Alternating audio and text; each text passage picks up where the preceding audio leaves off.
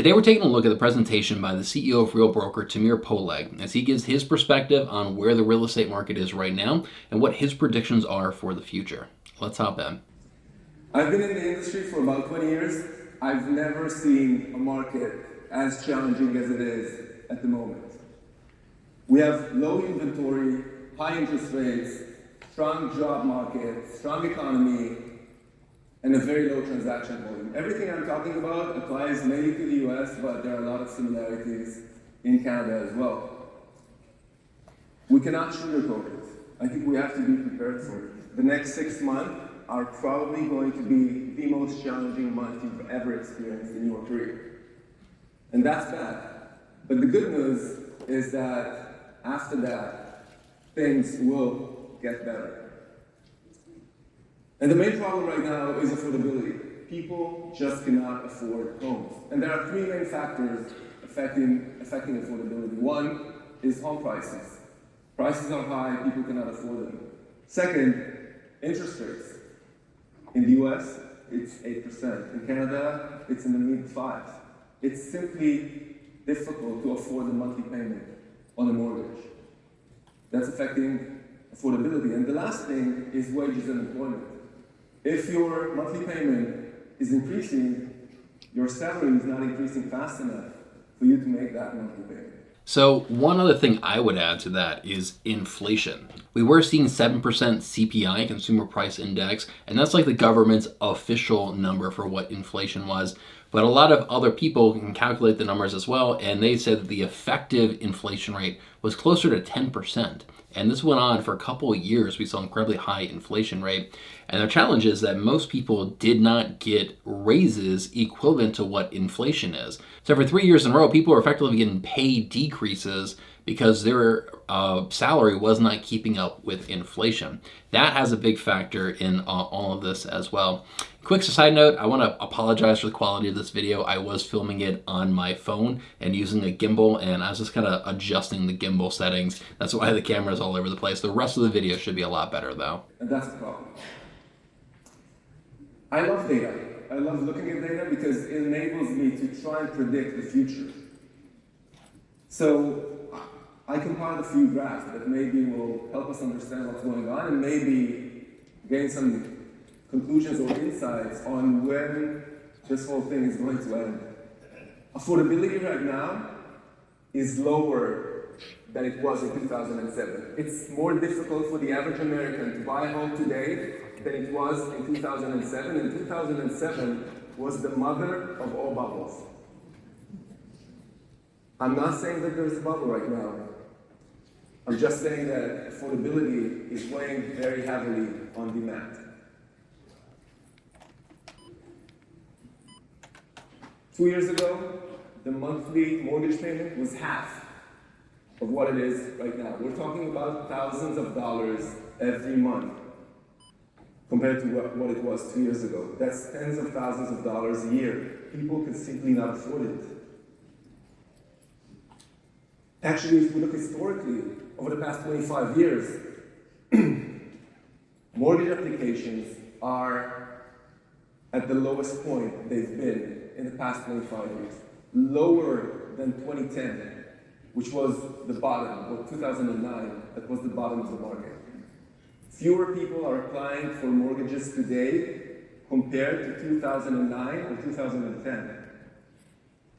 Now, I don't know about you and your market, but here in Maryland, our number of home sales is down about 20% compared to last year. We're somewhat protected because we have a lot of military bases. We're right next to Washington, D.C. So we just constantly have a turnover rate pretty high, people getting jobs here and then relocating. Other cities, like I think I've heard San Diego, is down about 40% in number of home sales. And of course, going with that is mortgage applications as well. It's that difficult out there. We are now paying the price of over a decade of under construction. If you look at existing home inventory, it's just declining in the past 15 years. And one of the reasons is the fact that they have not built enough homes. There are not enough homes. People are renting, and people are not listing their homes for sale. And this is a concerning trend that we're seeing. Another way to look at it is that listings right now are almost as low as they've been at the height of the pandemic. We're almost there. There's just not enough inventory. So we're tied on the demand side, we're also tied on the supply side. And I've never seen a market like that. Typically when there's over demand, the market corrects itself, there's enough supply. But right now, both of them are hurting. There's not enough demand, there's not enough supply. You know, one thing I think about is that the Fed is literally trying to cause a recession. They've publicly stated that multiple times. We're trying to cause a recession to combat inflation. So we have to raise interest rates to trigger a recession. They may also be trying to cause a housing market crash. They may be saying, hey, we're going to keep raising rates until the value of homes start dropping. Like, we don't know. That very well may be their agenda. You know, in Canada, a lot of cities, the average price of a home is like $1 million. Like, their home affordability is terrible in Canada, and it's a huge crisis that nobody can afford a decent home in a lot of these major cities in Canada. We're kind of on that trend. We may be going in that direction, and it's very possible that the Fed is deliberately trying to crash the housing market just to make homes more affordable. We don't really know what their agenda is, but I think, like, I hate to sound like a conspiracy theorist, but that is a possibility that we need to be aware of. And again, this is market specific, so some markets are doing better than the others. But let's assume you're a buyer and you're okay with paying an 8% mortgage. You just cannot find a home that's perfect for you. And that's a problem. Another thing that's concerning is that the total housing inventory per person continues to decline. And this is an ongoing trend that shows us that we have a structural problem in this country. We just don't have enough homes. And as you know, you cannot build homes overnight. Which also means that the inventory side, the supply side of our business is not going to solve itself in the next year, probably not in the next 3 years. And I know that many of us are hoping that, yes, in a few months everything will be okay, things will go back to normal, but they're probably not likely to do that. What's working in our favor is, if we compare everything that's going on to 2007, people are paying their mortgages right now. They're not delinquent. We're not likely to see an influx of foreclosures coming into the market and just getting supply. We're not there. So, what do you make out of all this data? If you look at the past 25 years, you can see that on average, there are 5.3 million homes sold in the US per year. 2023 is on track for 4.1 million. That means 30% below the average of the past 25 years. That's super, super low.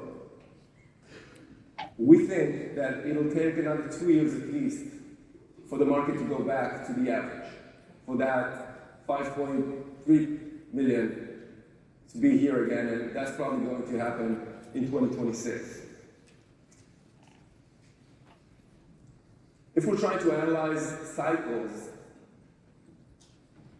in 1999, we had an 8-year cycle in which we had about 5.4 million units sold of surplus. So a lot of transactions happening. That followed by a 9 years down cycle in which the market kind of corrected itself and there was a deficit of 6 million units. So you can see the correlation between the surplus and then the deficit. This is how the market works. Then, 2016, we started an upcycle, which wasn't that severe. There were 1.6 million units sold in surplus. And now, in 2022, or in the middle of 2021, the market shifted, and we're very close to absorbing that surplus. But again, we have the interest rate problem, we have the inventory problem. So when we're trying to analyze this, we see that 2024 is going to be better.